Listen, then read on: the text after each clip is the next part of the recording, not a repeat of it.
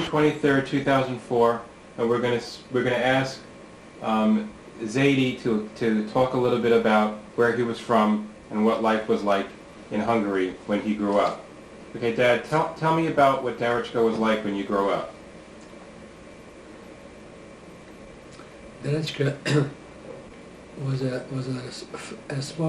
fairly small farming town. Most of the people were farmers, and the Jewish people, however, were not farmers. They were in business. They owned the grocery stores, shoe stores, and different. Whatever. How many Jewish families were in the town? In our town, there were 120 Jewish families. And how many non-Jewish families were there? I don't know how many non-Jewish families. What I can tell you is that there were about 510 Jews in the entire town, members. That's 120 families. And how many Goyim were in the town? And the Gentile people were about 13,000 people. What did Grandpa Rubin do for a living? Grandpa Rubin, from my earliest memory that I can think of, he was in a lumber business. Lumber used not for building but used for fuel.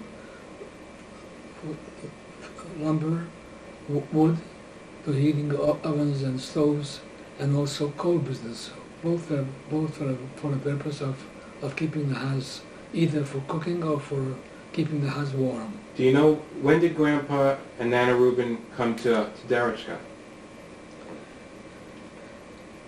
My Grandpa Rubin and Grandma Rubin. Tell me when they were born and where they moved to, things like that. Okay.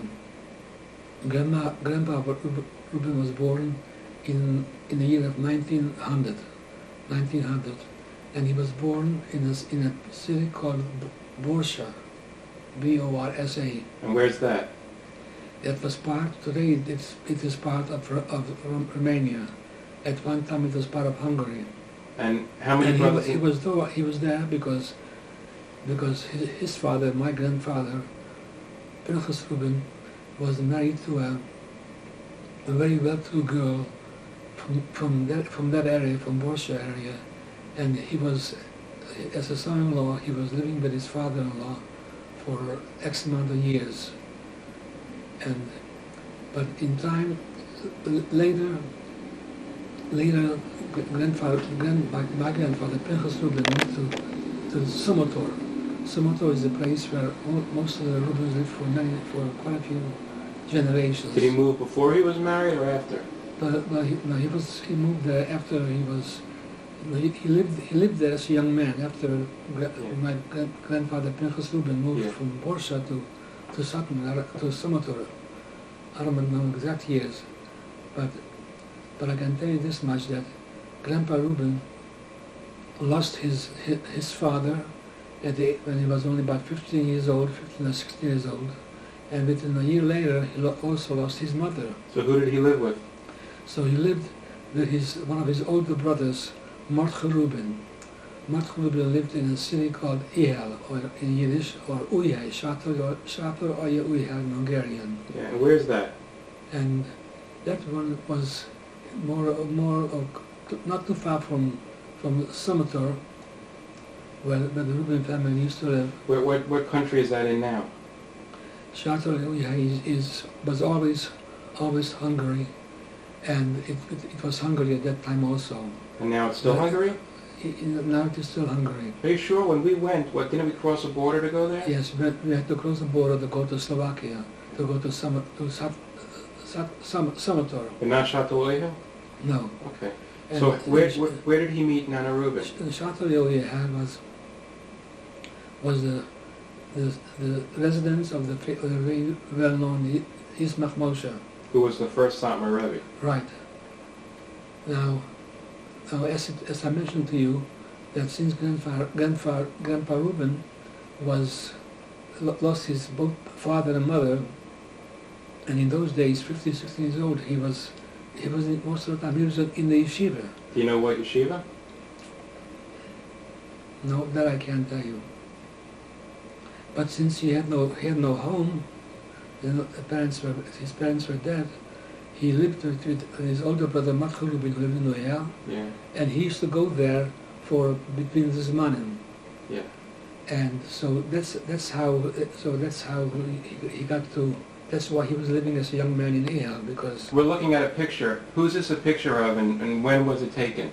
this picture is a picture of my father, Grandpa Rubin, the Mother Rubin. This picture of my father. And he seems to be around 15, 16 years old in this picture. Do you know where it was taken? No, but I would assume it was taken probably in Ehal, in the Shtetyl Ehal, because that's the city. That's the city where he spent time, where there were photographers available. Yeah. Because this was taken, I would say, by a professional photographer. Okay, do you know when he met Nana Rubin? But Nana Rubin, on the other hand, was born in Ganich. In Ganich, which is part of the Carpathian Mountains, or as it's called Mara Marsh. And she was born in 1902. That too was a small little village. And the reason, but her parents felt, although her parents were both, the whole family was all great Talmidei Chachamim, but they also wanted her to, besides getting a very good Jewish education and live at home, they wanted my mother to live in a city. There's a picture of Nana Rubin's father in here, right? Right. Over here. Yes. This is a picture of my mother's father, my grandfather, Zvi Hershklein. Do you want to tell me a little bit about him? Do you remember him? Zvi Hershklein was a very, very interesting person. He was a very strict, forceful, strict person. He was very strict with his children and in his household, but at the same time he was very warm, very caring. But his nature was that he had to do what he said, and in most cases, or probably all the time, he was right. What did he do for a living? He owned a lot of land. He owned a lot of land in Ganich, and most of the land was given out as to shareholders, sharecroppers. And how often did you see him? I saw him once when I was no more than 2 years old or 3 years old, which of course I don't remember. We traveled from Hungary to Ganich. But I thought you went there for summers. Yes, but this was the first time that I went to Ganich twice in my lifetime. Yeah. Once when I was about 3 years old with the whole family, with the brothers that I had at that time. I didn't have all the brothers in 1931, 32. I only had the older brother and my sister. So he had a lot of land, and he actually didn't live that long. Yeah. He lived in a town, even a smaller town,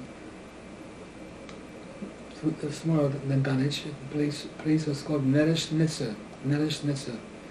And in this town, sometimes around before the First World War, or maybe even earlier, they robbed his house, and they robbed his house, and they took everything that he had away, and I think there was also a fire. He burned his place down, and at that time he decided to move to Ganich. In Ganich he had most of his children were born in Ganich, and Ganich was there were quite a few Jewish people in Ganich. He had a yeshiva in Ganich. Okay, so but this my Zayde, my grandfather, my mother's father, and his wife, my grandmother, they wanted my mother to grow up in the city, to be a little more culture. A little more culture, a little more refinement than living in a small little city. So how did Grandpa Rubin meet Nana Rubin? As it turned out, as it happened, my mother had a brother by the name of Chaim Albert Klein, who eventually came to the United States. But at that time, when my mother was a young lady, he lived in Ehal. So they felt that this would be a good place for my mother to grow up, because he had a nice home, nice family, and Ehal was a very nice, Baptist city with great yeshivot. And so my mother was living with my uncle, that is her brother Chaim Albert Klein. And as I mentioned to you before, that my father was living with his older brother because his parents passed away, and he also had a sister, and probably other brothers who lived with this older brother, Matcha Rubin. But right now I'm referring to his sister, younger sister, Feige Rubin. What's this picture, and we'll explain why we're showing it. What's this a picture of? This picture, the lady sitting in the middle in a hat, was my father's sister, and she was single, and she lived with her brother Matcha Rubin. And since she didn't have her parents in Ehal, neither did my mother, somehow they got to know each other. This picture, explain who the people are in this picture.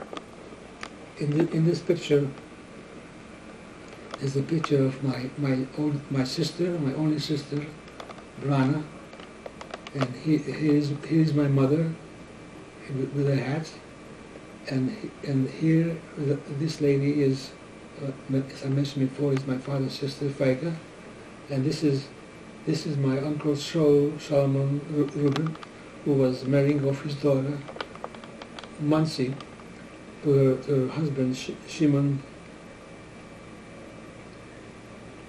Schwartz. Yeah, Shimon Schwartz. And these are other parts. This is my Shaul Rubin's wife, Leon Koneni, and this is a younger daughter of Shaul Rubin, and this is another daughter, Tubi Rubin, and these children here. This one here is the first grandchild for Shaul Rubin, and this is his mother, Tubi Rubin. Okay. Talk a little bit about Nana Rubin and when she met Grandpa Rubin. So these two pictures are when my father and my mother, they were both single, and they were both living in Ehal. So, as I mentioned before, that my aunt Feige Rubin and my mother became very close friends, very good friends. And Feige was the one in the picture that we showed before. Right. Okay. But in that picture, she was much older. She was married by that time. So one day, Feige Rubin, who had several brothers who were not married yet, mentioned to my mother that she would like to suggest a shidduch, for her. Would my mother be interested in that? And my mother said, yes, I certainly would. And says, whom do you have in mind? He says, I have in mind my brother Shia. Your mother asked Feige? My mother asked Feige, which brother was she talking about? And my mother and my aunt Feige Rubin said, I'm thinking of my brother Shai, because he's the next one in age that has to get married. So my mother said, well, I'm for the shidduch, but I would like to see a shidduch with your brother Lozer, that is my father, and because my mother was telling us that they lived in a brownstone house in in Ehal, and evidently it was not too far from the shul where they used to go every morning and every night. And my mother told us that she used to look out through the window in the morning or at night and see my father, Rubin, walk to shul, and she stood behind the curtain that he shouldn't see her, and admire him what a handsome man he was, and he would prefer to have a shidduch with that brother. So, and she said, fine, that's how you feel, and that's how he met my father. So do you know when they got married and where they lived? Yes, I have a wedding certificate, you know. They were married. They were buried in Ehal in the year of 1920. My father was 20 years old, and my mother was 18 years old. And how long did they live in Shtetyl Oyhel?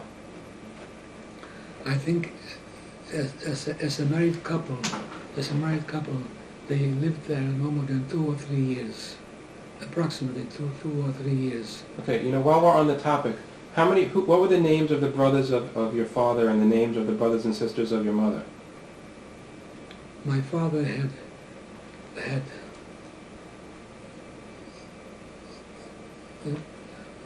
2 sisters and 5 or 6 brothers.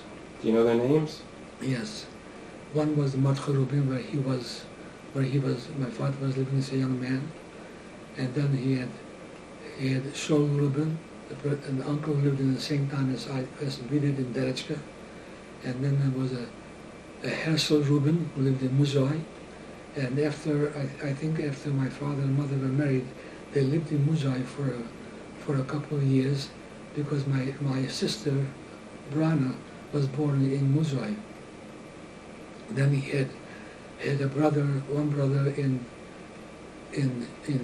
Niraj Haza. His name was Shai Rubin, who was a great Talmud Chacham. He was the only one who was not in business. However, all the other brothers supported him because they were all in business, and they supported him so he should be able to sit and study.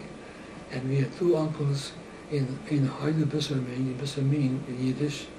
One was Yaakov Rubin, and Yaakov Rubin has children in this country.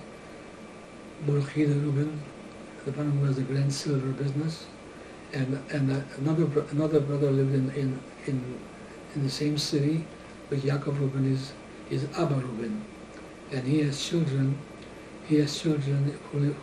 One son who lives in Israel. I have to add to that, as long as I'm talking about his uncles, I have to tell you that Shai Rubin was killed when he was taken to Auschwitz, and the whole family was wiped out. There was nobody, not any of his children. They were all killed. Shaul Rubin had lost his entire family, his wife, his daughters. The only one who survived, his grandchildren. He had 3 grandchildren by 1944. The only one who survived was a son-in-law.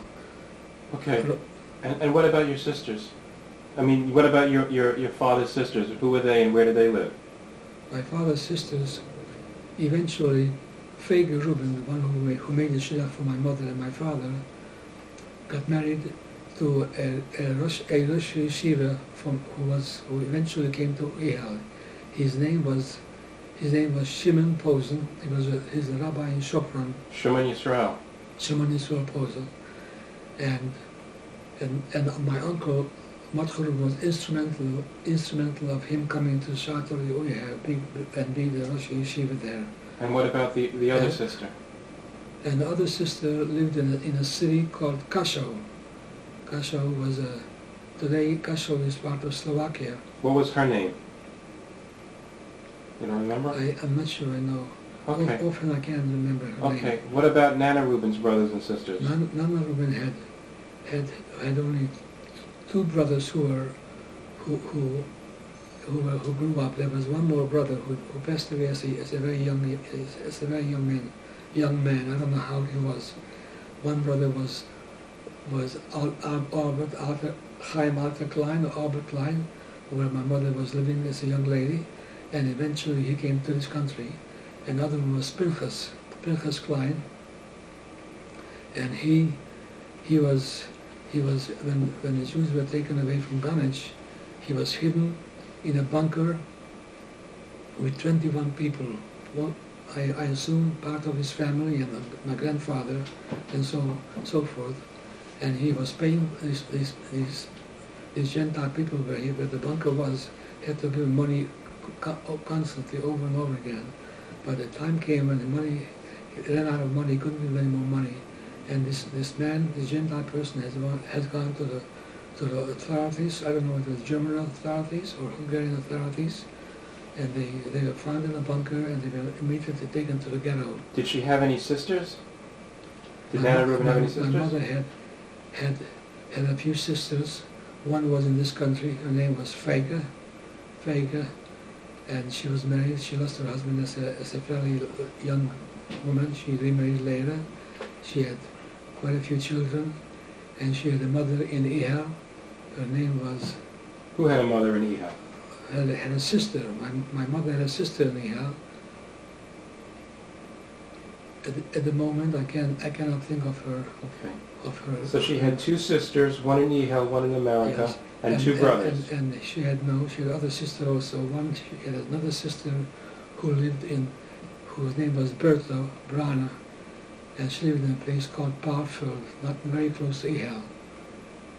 And that was a sister. No, another sister who lived in Ganich. Her name was Sora Klein, and she has a daughter by the name of Goldie. Her name is Goldie Frankel. So she had three sisters, or four sisters? Four sisters. 4 sisters and 2 brothers. Yes. Okay.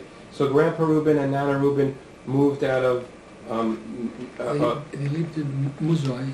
And then they moved to Derescke. And they moved to Derescke. And who is this a picture of? And Lift it up a little bit. This picture is a picture of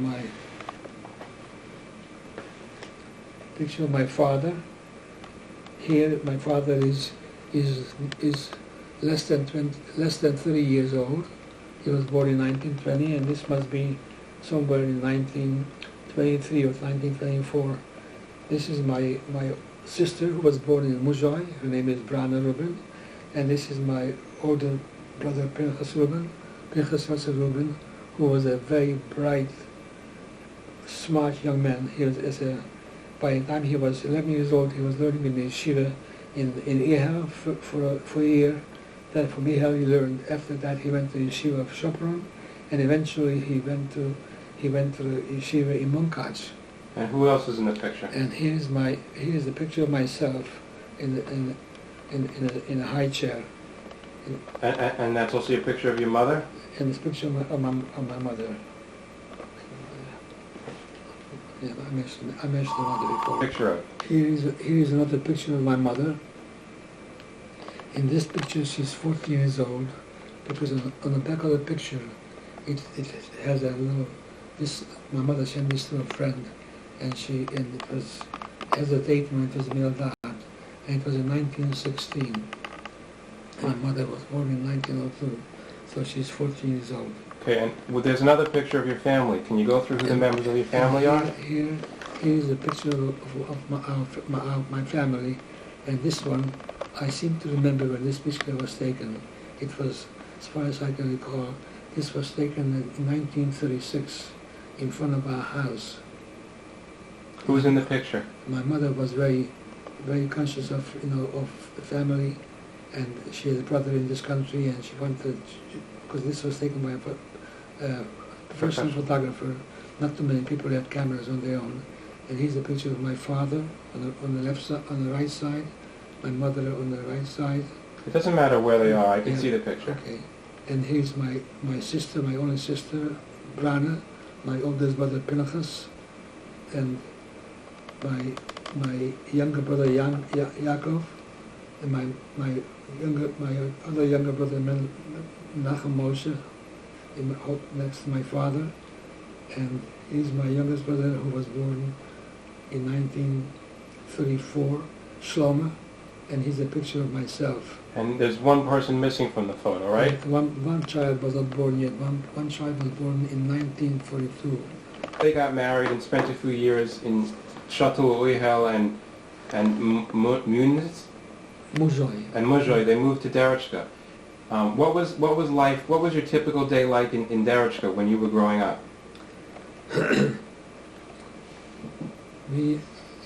Life in Derescke was we had a busy schedule in Derescke. I remember at a very young age of I was no more than 8, 9 years old. We used to get up at 6 o'clock in the morning and go to the shul early in the morning and learn whatever we learned in cheder and learn and.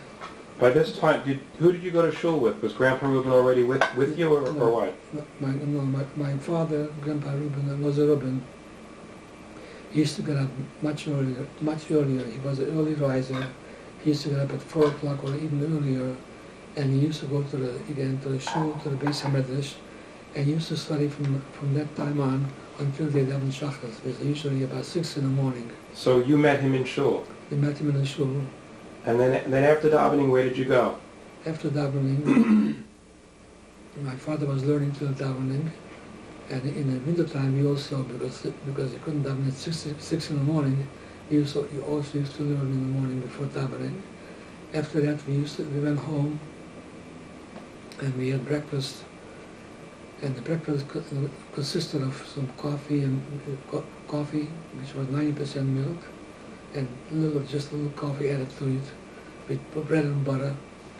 And by 8 o'clock we had to go back to school. Who did you go to school with?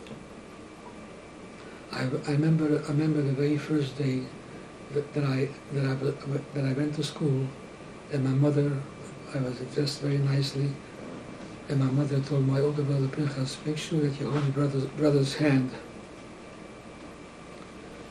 And so we walked to school, and the school was from 8 o'clock or 8:30 till 12 o'clock.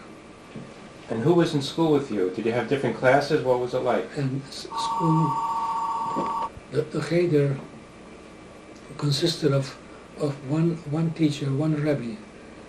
I have to mention his name because he was a very great guy. His name was Sternberg.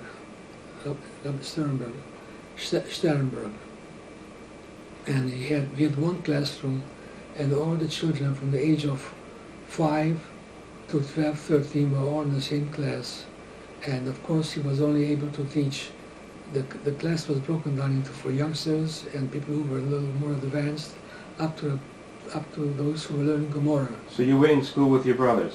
So in my younger years, we were all in the same classroom, the same school with my older brother and my younger brothers. And where was your sister at this time? And my sister, they didn't have a Jewish school for girls. However, the school, it wasn't just cheder. We had 6 days a week, and secular studies we only had 4 days a week, from Monday to Thursday. And even in those 4 days, we used to change from half a day Hebrew to half a day Hungarian. So at the end of the day, at 12 o'clock, the Jewish studies, what did you do? At 12 o'clock, when it was 12 o'clock, nobody had a watch, or there was no clock in the school. And I remember our teacher, Michael Sternberg, he used to send out a boy to a certain part of the yard from the cheder, to the courtyard of the cheder, to look at the tower of this church that had a big clock. And when it was 12 o'clock, it was time for us to get a break. Going home, and I have to mention to you also that going home from the cheder or going home from the shul in the morning, or vice versa, going back to the shul or to the school, it was quite an undertaking, because the Gentile children used to beat us up, used to chase us around, and we had a difficult time, especially as time getting closer to the 1940, 1944. Tell me about the time that you got a whip from somebody. Walking anywhere on the street, because we were beaten up very often. We used to pull our payers. But one morning I was walking home from school, and I had to make a turn from one street to another. It was like a 90-degree angle. So when I made that turn, I didn't know whom I'm going to face, because as I was going home from school for breakfast, the Gentile children were going to their school, and this fellow, his name was Iklodi. He was always a troublemaker. He was walking with his friends, and he had it was like a bullwhip, and he picked up this bullwhip to him. I took the bullwhip out of his hand, and after that, this young fellow, he ran away. And I took the bullwhip home, and made me so very proud that I did that. And I kept this bullwhip in the drawer where we kept our shirts for the longest time. And I think when we were taken to the ghetto, it was left right there in the drawer. Okay, so you would walk home with your brothers, and then you'd have lunch. We have lunch, and we had little time. We didn't have to go back till 2 o'clock. So that was our time for us to play. After lunch, we used to play. You'd go back to school after this 2-hour break, and you would have English subjects. So one day we had English subjects, the next day we had Hebrew subjects, the same, because sometimes we had in the morning was secular. The 4 days, Monday, Tuesday, Wednesday, Thursday, half a day we had English, half a day Hebrew. And who taught you English? Not English, Hungarian. Who taught you Hungarian? There was a lady by the name of Berta Csillag, or Hungarian Berta Star. She was a dedicated teacher. We had six classes in the secular school from 1 to 6, and she was the teacher for all six grades. Okay, tell me. One and two, the one in the first and second grade was in the same class and the same time with the same teacher, and the third, fourth, fifth, and sixth were in another grade with the same teacher. Of course,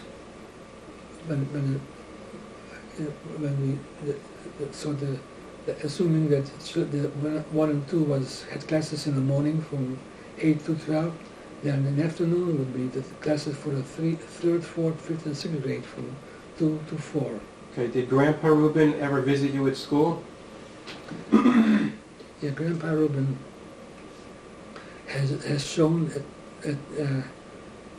unusual, tremendous interest in our education. You know, he as busy as he was with his business and making a living, he took time out to drop into school and just knock on the door and come inside and making very little noise, just stand behind and see how we are learning. Didn't he come and test you sometimes on Shabbos or something? Well, as it turned out, at one time my father was the president of the Rosh Hakol in the community of Derescke, and as such, he had like an obligation to see to it that the schools are running properly. And when he was the Rosh Hakol, he used to come more often to the school and see how the instructions are in the secular studies. As far as the Jewish studies are concerned, he used to test us Friday night after our Friday night dinner. And I remember I was quite nervous about those tests, how well I will do, on these tests. But it wasn't only Friday night, also Shabbos afternoon. Shabbos was really the only day that we were off the whole day. But it wasn't really off the whole day, because in the morning we had shul. We had to go to the shul from 8:30 or 8 o'clock to 11 o'clock, 11:30. And Shabbos afternoon we had to go back for Mincha and Marav. And in the afternoon we had to go back and learn, say, Brocha Nafshi, or learn the Perig.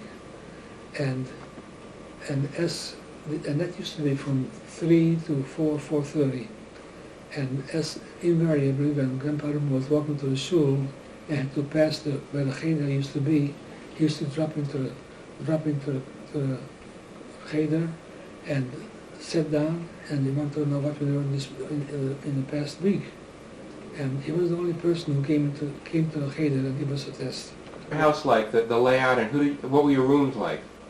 Our house consisted of a fairly big house, but in that respect, trying to remember what it was like, we didn't have too many bedrooms. We had really two bedrooms, a tremendous kitchen, and a big patio,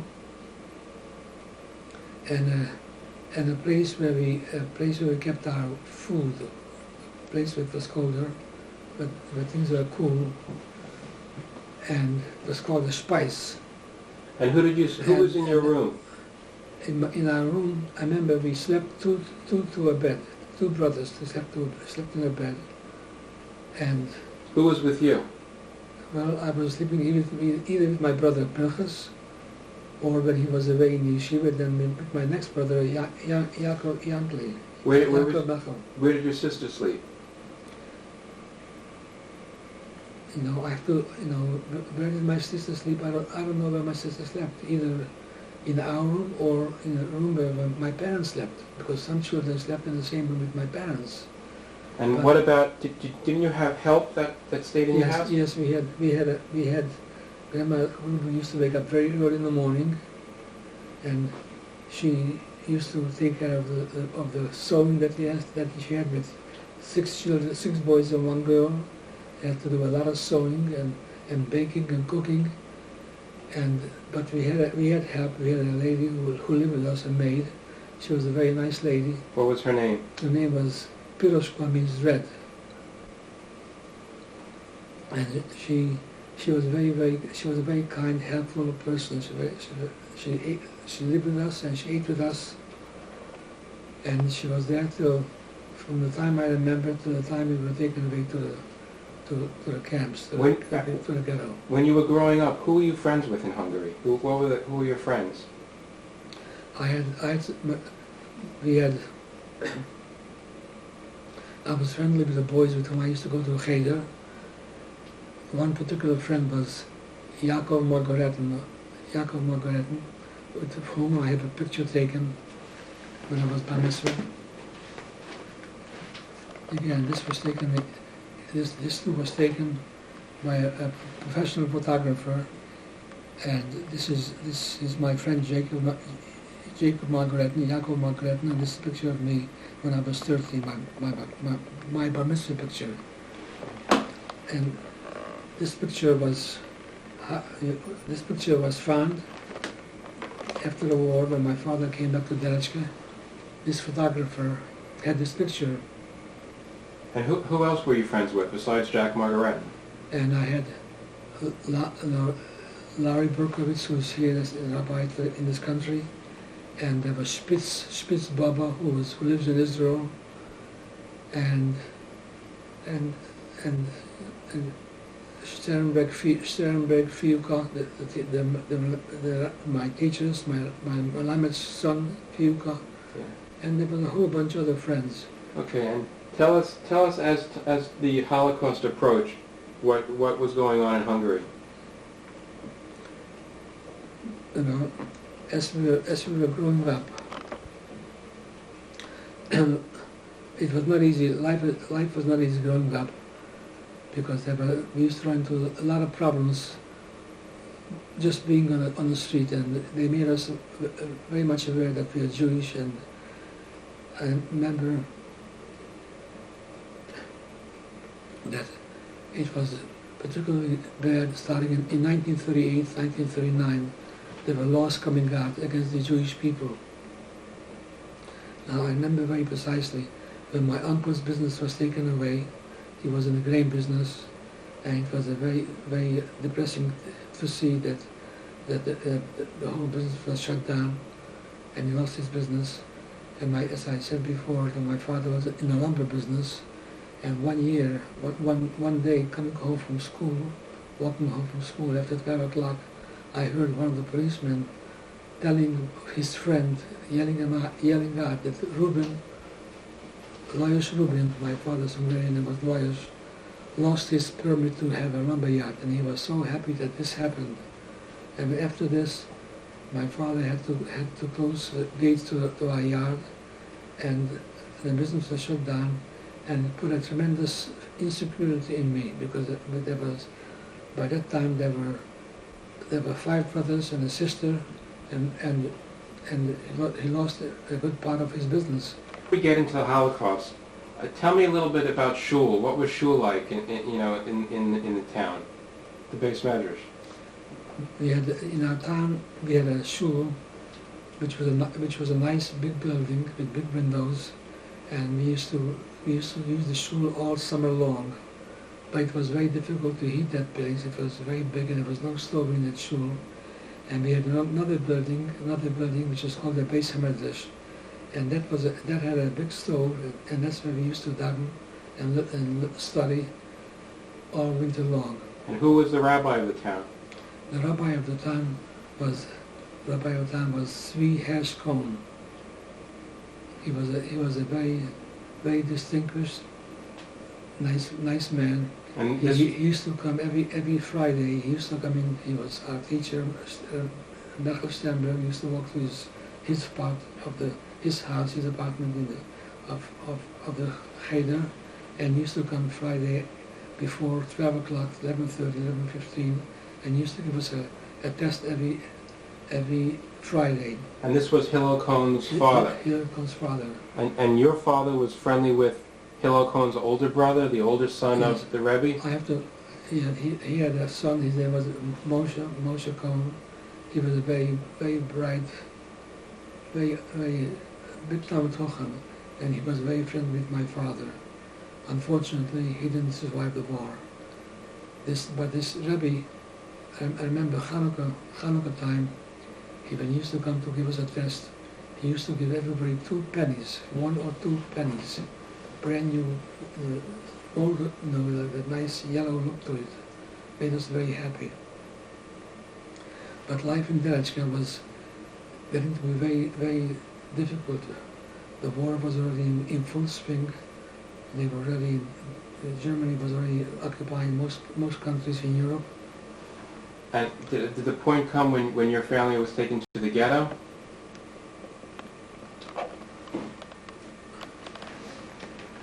As time went by, most of the people who were in the age between 18 and 48 were called into the service, into a labor camp. All males were in labor camp, And your father was taken to a labor camp? Sometimes in the early part of 1944, my father was called into the labor camp. At some point, Grandpa Rubin was taken to the labor camp. What was that called in Hungarian? The labor camp was called in Hungarian Munka Tabor.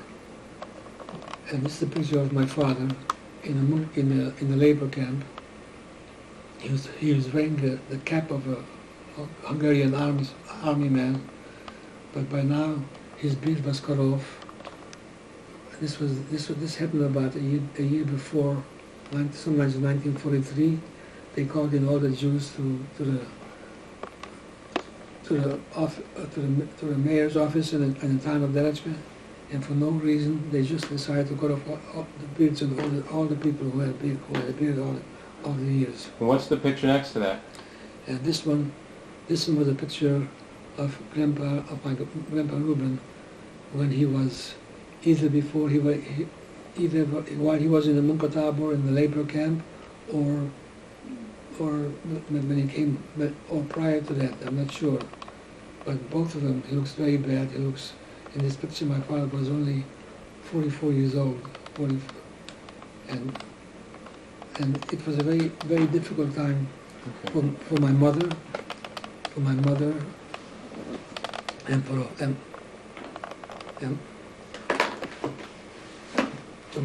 and my father to go away and leave home, being taken away, and leaving my mother home with. By that time we had there was another son, 7 children. And what happened after your father was taken away? At some point, were you taken away? So after your father was taken away, what happened? After about 3 months or so, 3 or 4 months, my father was taken away. One morning we were trying to go to the shul in the morning. You still went to shul with your brothers even though your father wasn't with you? Right. And we get to the gate, and there's a policeman with a soldier, and he says you cannot leave. And we knew by this time the Germans were in Hungary, and the country was taken over by the Germans. And what's this a picture of? Show me, point out in the picture as best as you can. Here is a picture exactly of a.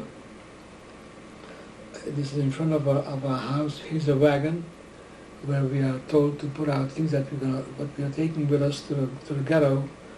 We have to go in a wagon. And who's in this picture? And in the picture you can see 2 brothers. Show me the brothers. Where are they? One is here. One is on the other side, and one is over here carrying a bucket of like a big pitcher of water. And who do you think those 2 brothers are? And these, I would assume that one of them is my older brother Pinchas, and the other one is my younger brother Jacob, was the one next to me, and I am one of those 3, I would assume. Okay, there are only 2 brothers there. Yeah. Where's the third? Myself. Photograph, there were 2 brothers facing the wagon, and if you look very obscurely on the other side, there's a younger brother carrying something on the other side of the wagon, which you think is like a jug of water. And behind the horse, you could see the Hungarian police. You know, the gendarme, with the feathers in their hat. They're called Chender. They were very cruel, miserable people. And who took this picture? This picture was taken again by a photographer who lived across the street from us, who was taking the other pictures before. A guy? A Gentile person. His name was German, or German, and he took the pictures. And when my father came back after the war, he gave him this picture and also the picture of the Bar Mitzvah pictures. And where were you taken when you were taken to the ghetto? We were taken in the ghetto. We were taken. Every Jewish family was, including my family, was taken to an assembly plant, a place in Derescke, which happened to be the slaughterhouse, where they used to slaughter all the animals, and all the Jews were collected there. And they searched through if you had any jewelry, any money, and we were there about 3-4 hours or 5 hours. The officials of the town were there, laughing and joking and being happy that the Jews are being finally taken away. Do you remember this? Yes, I do. And where were you taken from this slaughterhouse? From the slaughterhouse, we were put onto wagons again, and we were going to a town, to a city called Nagyvárad. And what was that? And that was a ghetto where all the Jews from Derescke and all the surrounding towns were taken. And how long were you there for? And that place, we were there for about 3 weeks, 2.5, 3 weeks, until there was a train that came to Nagyvárad, and we were taken to the station, and put into the trains and taken. We didn't know where we were going, but we found out later where it was. Where were you taken to? We were taken to Auschwitz. How long was the train ride from the ghetto to Auschwitz? The train ride was 3 days. We left on the 26th of June, 1944, which happened to be my 16th birthday. and we arrived to Auschwitz, Birkenau, 1929. What was the train car like?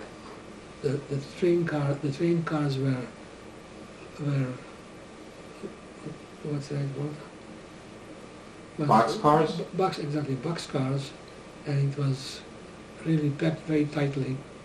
There were about 75, 80 people in the boxcar,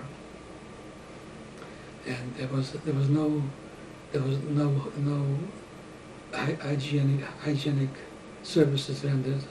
There was just a bucket there, like a barrel, and they gave us some bread, and it was a very, the children, my youngest brother, who was only a little over 2 years old, he was crying. It was very hot in the boxcars.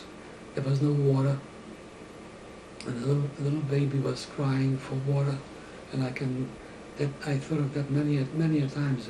What must have gone through my mother's head, my mother's mind, about what can she say to a child? Why is there no water?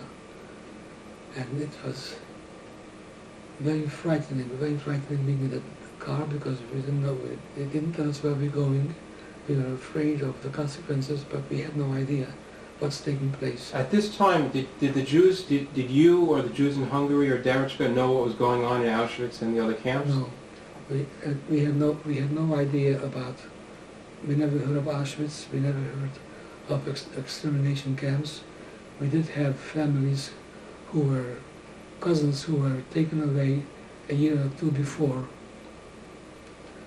Some from Ganich, who couldn't prove that their grandfather was a citizen or their grandmother was a citizen, and they were just picked up and taken to the border, and that we knew that the news came around that they were just shot and killed. But there was no news on the radio that there were camps going on or anything like that?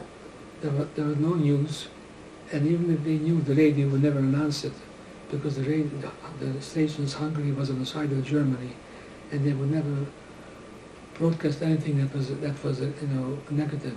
So what happened when you got to Auschwitz? Tell me the day or the night when you got to Auschwitz. What happened to you? The day we got to Auschwitz, I remember clearly. When we pulled into Birkenau, and it was still dark. It must have been probably around 4, 5 o'clock or so. Still dark in the morning, and it was dark outside. However, I saw long lines of electrified fences and with lights every so often, and I couldn't imagine what that could be. So I thought at that time, well, maybe it's a big factory, and it's surrounded by a gate or fence. And we got to the exact spot where they unload these freight cars, freight trains, and they opened the gates. By that time, the gates, they opened the door of the freight cars, and by that time we were very exhausted being in a train, hungry, filthy, dirty, and very tired. And these people in striped uniform and completely shaved head, and with striped caps, they come to the train and yell, "Raus, raus, right, get out, quickly!" And we are trying to, whatever little possession that we still have, because everything since leaving home was either taken away or lost, but whatever we had, we were trying to take it with us. And they told us, "Don't worry about it, just get out fast." And as we were getting out, there were people there was telling us how to line up, and the lining up consisted of people, the men on one side, and women on the other side, with women, and the other side with, and some women getting the children. And I remember I was in line with my older brother and my younger brother. Your older brother Pinchas and your younger brother? And my older brother Pinchas and my younger brother Yaakov. All three of us were in one line, and across the other row, the other lineup was for women, and I saw my mother with my sister, and my mother was carrying our youngest brother. What was his name? Yehuda Arya, who was only 2 years old, and we didn't know that this is going to be our last time we see each other. We didn't even say goodbye or kiss each other or anything of the sort. But as our line had to move slowly, and we saw this German officer who was dressed in very clean uniform, and everything was spit and polish, so to speak. The only reason I made notice that because we were so dirty and so filthy and so, and this person was completely dressed so differently.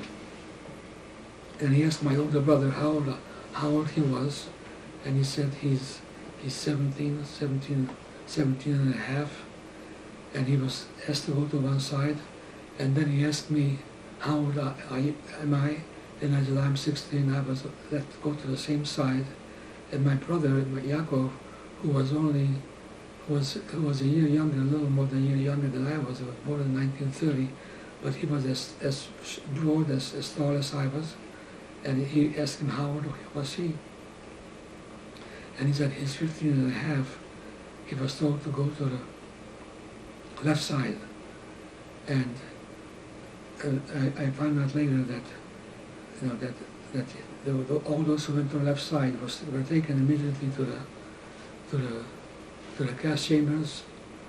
Although they haven't been told that they had been taken to the gas chambers, they were taken to this place where they had to get undressed. They were told they would get a shower, and they would be cleaned and get their clothes back. When did you find this out?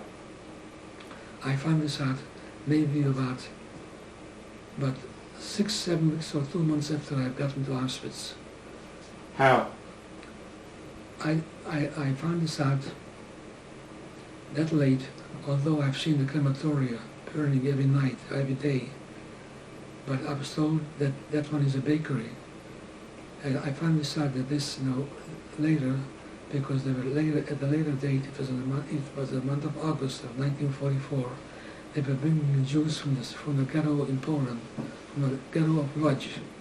And the Polish Jews suffered a lot more than the Hungarian Jews. They suffered for years before. And they were in ghetto for 3-4 years prior to before being brought to Auschwitz. And in the course of conversation, we told them those are bakeries. They said, well, are you Harvey Mine bakeries? That's not a bakery, that's a crematoria. That's where they burn people.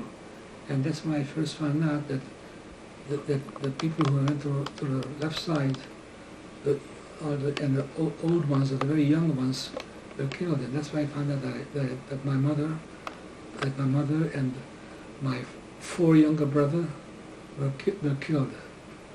As a matter of fact, my sister, who was of the age of who was 19 years old, was led into the camp, and so was my older brother. For the simple reason they needed people to work in the German factories, and that's the only reason why they let these people come in. Otherwise, they would have been all destroyed. So my sister came into the camp, and my older brother came into the camp, and I came into the camp. And where were you brought when you were brought into camp? What did you do? In camp? Well, I was in a camp called the C camp, C Lager. In this camp, it was just a place where you were. It was a camp for the purpose of distributing the people of the different parts of Germany. You stayed in this place until there was an order came down that where they needed people working in the factory or the mine, but we haven't done much work. And for that matter, most people who came into the camp were in the same situation, because Auschwitz was an extermination camp and a camp for supplying people to the economy of Germany. Were you with your brother? And where was your sister? No, I was not with my brother or my sister. However, my brother, I was in the C camp, and my brother Pinchas was Pinchas Joseph was in the D camp. We were separated by electric wire, and you couldn't even come close to the wire because there was a watchtower with the German watching it, and this fence was electrified. But my brother was working in a group called in Birkenau section of Auschwitz, Canada, and that their job was to unload the trains that got there with the people, and because the people had to leave the wagons, empty-handed. Nothing was taken. They were not allowed to take anything with them. However, when the cars were all empty, they went into the car and they emptied out the cars and had to take it to a certain place. Did you see your brother or sister while you were in the camps? I saw my brother because we used to see each other from in a D camp. After work at night, we used to see each other. And my brother gave me, he threw over a siddur from that he found in the train that he was unloading, a siddur that I had for the entire time that I was in camp. Really? And he gave me a pair of shoes. I don't know why that had to be. Either the shoe was taken away from me or whatever, but the shoe that he threw over, one was a men's shoe and the other one was a lady's shoe, one was almost like black, the other was more like a brown. But the one with the brown shoe had a little, like an inch and a quarter heel. And I was told to hold on to that pair because nobody's going to, no German, no officer is going to, no couple will want to have a pair of shoes taken off your feet that doesn't match, and one is a men's shoe, one is a lady's shoe. What about your sister? Did you ever see your sister? And my sister I never saw again. However, there were groups going from one camp to another, just either carrying something, some stones or bricks or lumber or whatever. And the custom used to be when anybody came into a camp from a new area, from a different camp, people used to yell at them, "Where are you from? Where are you from?" And come to the camp, they would ask them where they were from. So my sister found out that I'm alive, you know. Yeah. And she sent me. She sent me a little piece of bread that she probably saved from her. She saved from her own bread. It was very little. There wasn't much food given to anybody, but he sent me a little piece of bread, and he told me that our mother and our younger brothers are on the other side of the camp. Apparently, she didn't know either. She didn't know either what's happening to these people. The only person who did know was my brother, because he was working with these people with old timers of the camp. But he probably didn't want to give me this bad news, so he never told me what happened to our parents. How long were you in Birkenau for? And I have to tell you that my brother Pinchas, he was there. I knew of him being there for at least 3 months, and all this time, which I found out later from a friend who was with him, his name was Shea or Sam Gluck. Sam was also in the same command as my brother. That my brother only had bread. Didn't have anything that wasn't kosher. I don't know how of course he may have found something in a wagon, some piece of bread or whatever, but he didn't eat any non-kosher food. How long were you in Birkenau for? I was in Birkenau for 5 months. And how do I know it was 5 months? Because we counted the Shabbosim. We were there for 20 Shabbosim. Who were you with? Anybody? I was in camp with four people from Derescke. Two of them were taken away in selections, and they were taken to the gas chamber and killed. These selections, did you know that it was Mengele doing these selections? Well, at the train it was Dr. Mengele. How did you know? I knew that at that time I didn't know. I didn't know one from another. But I was told later that the person who was at that selection when we got to Birkenau, his name was Dr. Mengele. But we had what was happening in Birkenau is, like I said before, we're not supposed to be there very long. You're supposed to go from there to different locations of Germany or Poland and work in factories or mines or building roads. But I was told by people that I should try to stay there as long as I can, because there the food was not good. There was very little food, but there was no physical labor. This was just a place to wait till you're being shipped somewhere else. Did you see beatings going on in Birkenau or death and killings? You no, did I see beatings? Yes, I saw beatings. I saw beatings the very first day. When I got to Birkenau and finally we were finished, people who came into the camp, they did go through a shower when they got there. We had to take off all our clothes, and they took all our clothes away except the shoe. That's the only thing that they let you keep. And they gave you striped clothes, striped uniforms, which was very itchy and very rude. And so now, whatever little identity we had from home is all gone. All you had left is now is your shoe. They cut off your hair, all hair. By the time your brother threw you new shoes, you had lost your old ones, or what? I don't remember what happened. I don't know how. Either I purposely got something that was very bad. Okay. I don't know why I had to get different shoes. Okay. Did you see people getting shot or beaten by Nazis or capos? Yeah, beatings I did. I didn't see them being shot, but I did see people being beaten up very badly. By Nazis or capos? Right now I'm thinking of one by capos. Yeah. Okay. What do you remember about beatings? The very first day when we came into Birkenau, we were taken into a barrack, and the capo of the barrack, who happened to be a German criminal, because the Germans emptied out all their jails and they made them the capos, the leaders of the camp. It gave us a little history of the camp and about how you have to behave yourself, and he said, and he brought an example, somebody who was trying to take some food out of a pot that was supposed to be given out to the people, and the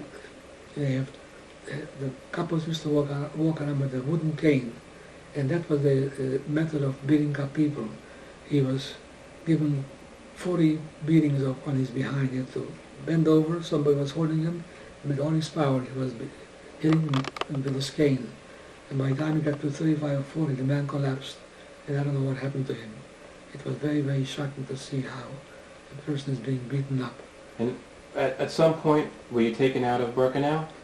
After 5 months, I was taken out of Birkenau. I was taken to a city called Brunswick or Braunschweig in German. This was a factory where they're making trucks or parts for trucks for the German army. Where did you live when you were in Braunschweig? We lived in a part of the city of Braunschweig. There was a camp built for people who came from the concentration camp and working in different parts of the city. And we used to leave early in the morning, so it was still dark. We used to walk to the camp on the street, 500 guarded by SS, and we're working in a camp, working in this factory from morning till at night. What did you do in the factory, and who did you work with? I was working with this German civilian. Remember his name? I don't remember his name. What was he like to you? But he was decent to me. He was helpful to me. You know, I wasn't supposed to tell him.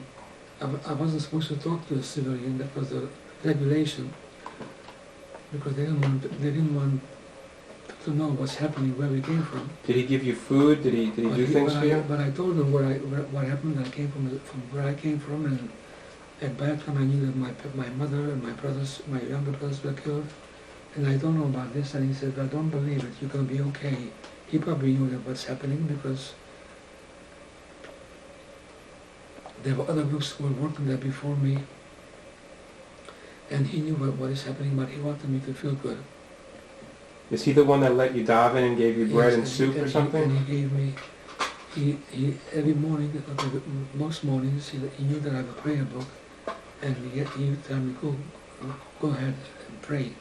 And when SS came around, who was guarding us all the time, he says, "Come on back because the SS is coming." And at times he gave me a little piece of bread, and he was kind to me. How long were you in Braunschweig for? I was in Braunschweig for about 2.5 months, 3 months. And where were you taken after Braunschweig? And after Braunschweig, after the factory where I was working was bombed, I was taken to another place near the city of Hanau, no, city of Hanover. Hanover was about 20 kilometers, and we had to march from Hanover, from Braunschweig to Hanover. And how long was that march for? This was all in one day. Do you know how many miles or kilometers it was? It must have been 15 to 20 miles. And what did you do in Hanover? What was the name of that camp? Hanover, we were supposed to work in a big factory called a factory named after one of the German ministers. It was an ammunition factory, but for some reason, either the factory couldn't use us, or was bombed out, or whatever, or had no parts to work that they needed to usefully work, and we hadn't done any work there. Did that camp have a name? Yeah, that one was called Wartenstadt. And I know it was in Wartenstadt and in Pesach, because there was a man with us by the name of Meisels, Rabbi Meisels, and he didn't eat any bread. Was he the Sharpener Rebbe? No, that was the Sharpener Rebbe's uncle. And how long were you in this camp for? A few weeks, but there was a bombing. This camp was bombed, and a part of the bomb, a piece hit my head, and I had a sore on my head for the longest time. So, but we haven't done any work, and the food over here was even worse than in Braunschweig or in Auschwitz. Because by now, from this camp we went to a camp called Ravensbrück.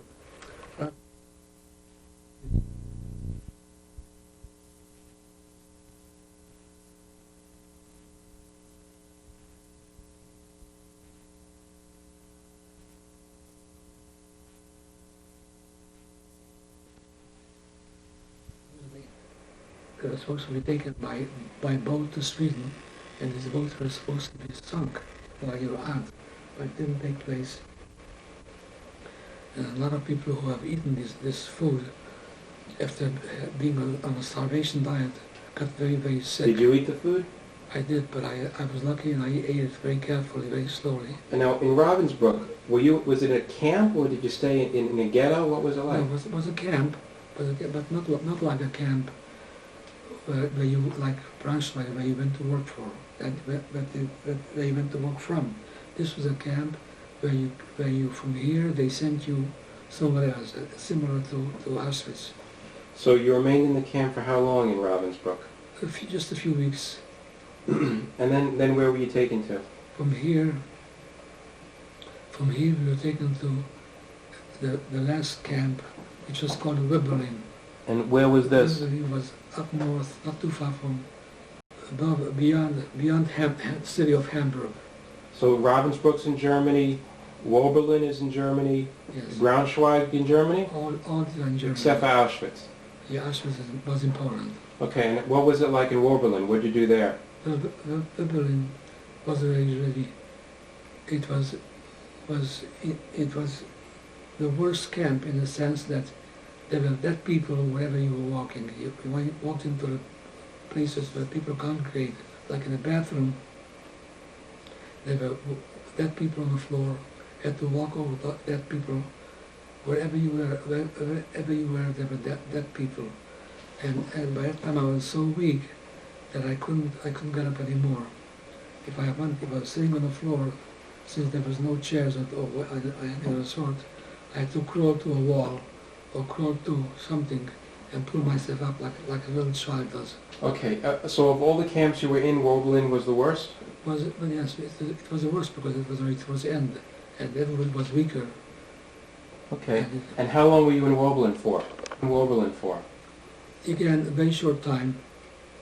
We were put into a train at night, open box cars, and we were supposed to leave, and somehow We were in this car all night long. The train didn't leave, but there were some planes flying overnight, and in the morning we see by 8, 9 o'clock we see the SSR gone, and so everything. We didn't see any Germans, and we realized that the Germans have ran away because these planes that flew over these trains overnight, they bombed the tracks on both sides. And so this was when you were getting liberated? And because with this train we were supposed to take us to a forest and dynamite the whole train. Who did you first see? Who first liberated you?